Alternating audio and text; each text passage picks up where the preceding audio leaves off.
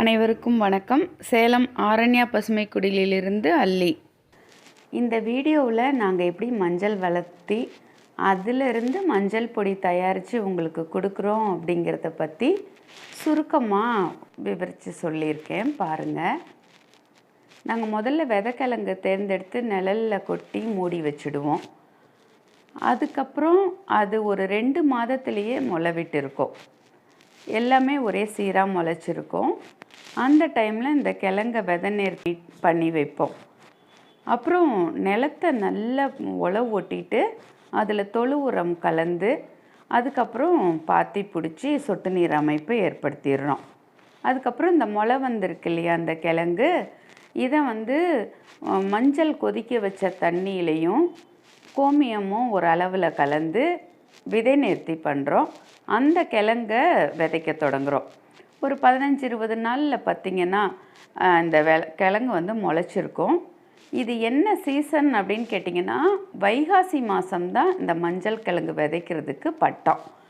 அதாவது நம்ம ஆங்கில மாதத்தில் சொல்லணும் அப்படின்னா மே 20ஆம் தேதியிலேருந்து ஒரு ஜூன் 20ஆம் தேதின்னு வச்சுக்கலாம். அதுதான் வைகாசி மாதத்தில் கரெக்டான நாள். ஒரு நல்ல நாள் பார்த்து விதைச்சிடுவோம்.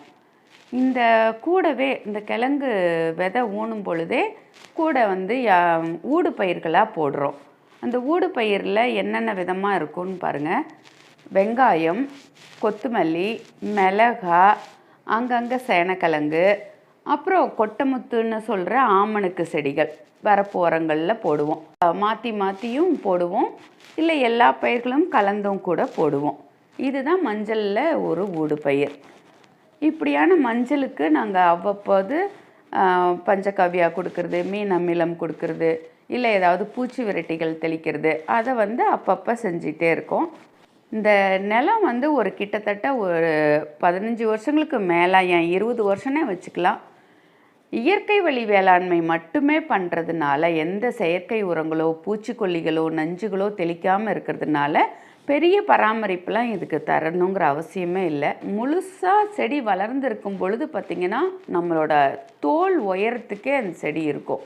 அந்த டைமில் கிழங்கு எல்லாமே அப்படியே சீப்பு சீப்பாக விரல் விரலாக பிரிஞ்சு ஒவ்வொரு செடிக்கு அடியிலையும் 1 கிலோ கிழங்குங்கிறது தாராளமாக வர்ற அளவுக்கு அவ்வளோ அருமையாக வளர்ந்துருக்கும்.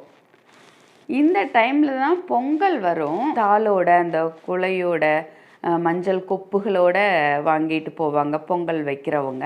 ஆனால் அது முழுசாக முற்றின நிலை கிடையாது. முழுசாக முட்டுறதுக்கு மஞ்சள் நிலத்திலேயே குறைஞ்சது 8 மாதங்களாவது இருக்கணும். காலத்தில் மஞ்சள் அறுவடை இருக்குன்னு பார்த்திங்கன்னா பொங்கல்லாம் முடிஞ்சு February கடைசியில் தான் இந்த மஞ்சள் முழுசாக முற்றி இருக்கும். மாசி மாதம் முதல் வாரம்னு அப்படி வச்சுக்கலாம். அப்போ தான் நம்ம அதை வெட்டி எடுப்போம். அப்போ தான் இந்த நிலத்தில் இந்த தை மாத பனி இருக்குது பாருங்களேன், அது இந்த நிலத்துலையே விழுந்து நிலம் இறுகி குளிரணும். அப்போ தான் மஞ்சள் உள்ளே இருக்கிற கண்டென்ட்டு நல்ல இறுகி, அதாவது குர்குமின்னு இப்போ சொல்கிறாங்க இல்லையா, அந்த குர்குமின் கண்டென்ட்டு அப்போ தான் அதிக அளவில் அடர்த்தியுள்ளதாக மாறும்.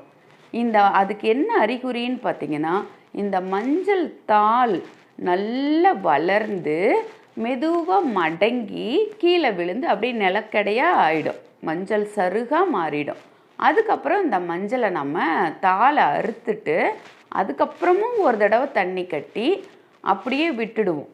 அதுக்கப்புறம் தான், அதாவது மாசி மாத முதல் வாரம் 2வது வாரத்துக்குள்ளே ஒரு நல்ல நாள் பார்த்துட்டு நல்ல இந்த நிலத்தில் கை கோடரியே வச்சு அப்படியே அகழ்ந்து எடுத்துருவோம். இப்போ மிஷின்லாம் வந்துடுச்சு, இருந்தாலும் நம்ம பழைய முறையே ஆட்களை விட்டு தான் கோடரியால் அதை தோண்டி தான் எடுக்கிறோம். இப்படி தோண்டி எடுத்த மஞ்சளை நிலத்துலையே அடுப்பு கூட்டுவோம். அது எப்படின்னா, நிலத்தில் பறித்து எடுத்துட்டு ஒரு குழியை வெட்டி அதுக்குள்ளே 2 கடப்பாரையும் போட்டு அது மேலே உட்கார்ற மாதிரி கொப்பரையை செட் பண்ணி அந்த அதில் இந்த மஞ்சள், பச்சை மஞ்சள் தோண்டி எடுத்த கிழங்கு இருக்கு இல்லையா, அதை போட்டு வேக விடுவோம். அப்படி வேக விடும் பொழுது நாட்டு மாட்டு சாணம் கொஞ்சம் கரைச்சி விடுறதுங்கிறது ஒரு மரபு.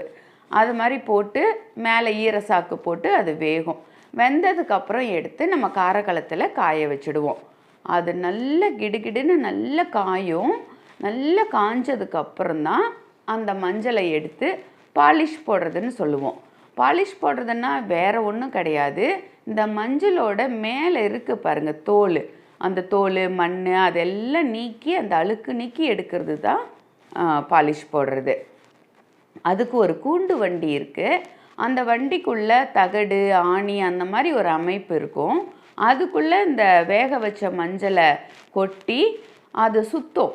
அது அப்படி சுத்த அதில் உறைஞ்சி அந்த மேல் தோல் பூரா நீக்கிட்டு அப்படியே விரலி மஞ்சள், குண்டு மஞ்சள் எல்லாம் அப்படியே மஞ்சேர்னு மஞ்சள் குளித்து அந்த மேல் தோல் நீக்கினதுனால ஒரு கண்ணை பறிக்கிற மஞ்சள் நிறத்தில் அந்த மஞ்சள் நம்மளுக்கு கிடைக்கும். அதை தான் நம்ம மூட்டை பிடிச்சி நம்மளோட தனியான ஒரு ரூமில் அதை போட்டு நாங்கள் சேமித்து வைக்கிறோம். அந்த ரூமுக்குள்ளே நாம் அவ்வப்போது ஒரு அமாவாசை கண்டா நொச்சி, வேப்பந்தலை, வசம்பு, தும்பை, மாம்பூ இதெல்லாம் போட்டு புகை போடுவோம். அப்படி போடுறதுனால பூச்சிகள் வண்டு வராமல் அது காப்பாற்றிக்கும். அப்போ இதுதான் விரலி மஞ்சள். இந்த மஞ்சளை நாங்கள் நீங்கள் தேவைப்படும் பொழுது சொன்னீங்கன்னா ஒரு 50 கிலோவாக எடுத்துகிட்டு வந்து நான் சேலத்தில் எங்களுக்கு எப்பொழுதுமே ரொம்ப ஒரு பல வருஷங்களாக 30 வருஷங்களுக்கு மேலே மஞ்சள் அரைக்கிற மில் இருக்குது.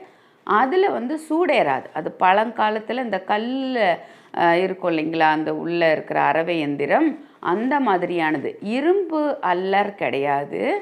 அந்த பழைய மாதிரியான கல் மாவரைக்கிற எந்திரம் அது. அதில் போட்டு இந்த மஞ்சள் அரைக்கிறதுக்கு மட்டுமே அவங்க வச்சுருக்காங்க. அதில் போட்டு சூடேறாமல் அரைச்சி அதை தான் உங்களுக்கு நான் மஞ்சள் பொடியாக கொடுக்குறேன். தேவைப்படுறவங்க டிஸ்கிரிப்ஷனில் எங்களோட லிங்க் இருக்குது, அது வழியாக கூட நீங்கள் வாங்கிக்கலாம்.